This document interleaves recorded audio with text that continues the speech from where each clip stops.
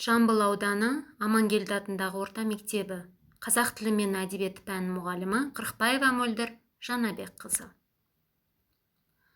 Сәлеметсіңдер ме, балалар?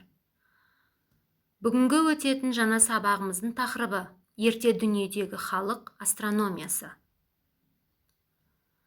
Оқу мақсаты: тірек сөздер мен жетекші сұрақтар арқылы негізгі ойды анықтау.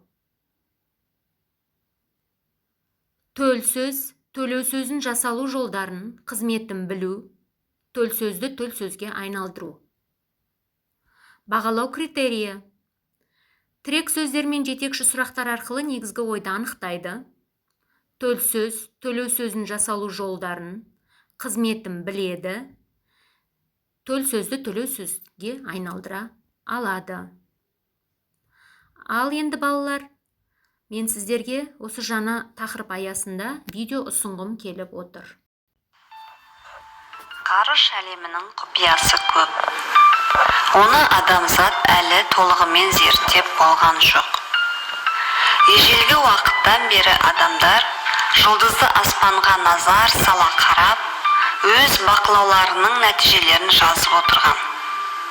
Аспандағы жұлдыздарының орналасуының жердегі өмірге ықпалы бар деп есептеген.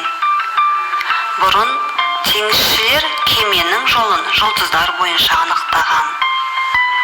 Темірқазық жұлдызы басты бағдар болған. Ежелде Қытай астрономдары түнгі аспанды қарап отырып, жұлдыз карталарын құрастырған. Олар жұлдыздардың орналасуы бойынша болашақты болжауға болатынына сенген. Қытай императоры жұлдыз жорамалмен салыстырып отырып, елді басқарған. Түнгі аспан ежелгі жұлдыз зерттеушілерді өзіне тартатын. Жұлдыздар топтарында жануарлардың, батырлардың, құдайлардың сұлбасын көріп, оларға атау берген. Шоқ жұлдыз деп қандай да бір пішін құрайтын жұлдыздардың тобын атайды. Шоқ жұлдыздар жұлдызды аспанда жөн сілтеуге көмектеседі. Әрбір шоқ жұлдызбен қандай да бір аңыз хикая немесе миф байланысты болған. Ұсынылған видеоны көріп болсаңыздар, сіздерге тапсырма берем. Яғни, тыңдалым материалдарын мұқият тыңдай отырып, тірек сөздермен көтерілген мәселені талдап, 3 сұрақ құрастырыңыз. Құрастырған сұрақтарыңызды маған жекеге WhatsApp желісі арқылы жіберіңіздер.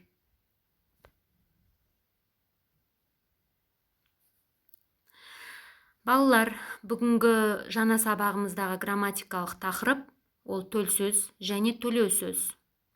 Яғни, сөйлеуші тек өзі ғана сөйлей бермей, өз сөзінің ішінде басқа біреудің айтқанын, сөйлеген сөзін келтіреді. Біреудің сөзі 2 түрлі жолмен беріледі.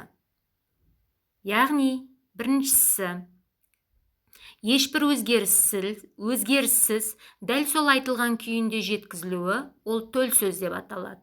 Мысалы, еңбек түбі береке дейді халық.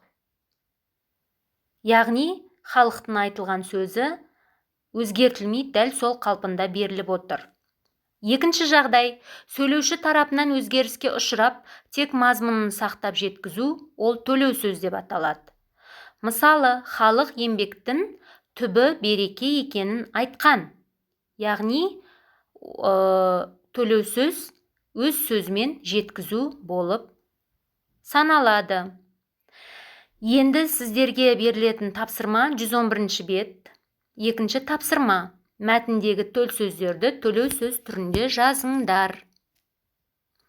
Жазып болған соң, жазылған төл сөзді төлеу сөзге айналдырған тапсырмаларында маған жекеме жібересіздер. Рефлексия. Түсіндім, сұрағым бар, білгім келеді әдісі бойынша кестені толтырамыз. Үйге тапсырма. 112 бет, 5 тапсырма. Кері байланыс SMS хабарламасы бойынша беріледі. яғни смс хабарламаның ұзақтығы 16 сөзден аспау керек. Назар аударып тыңдағандарыңызға үлкен рахмет.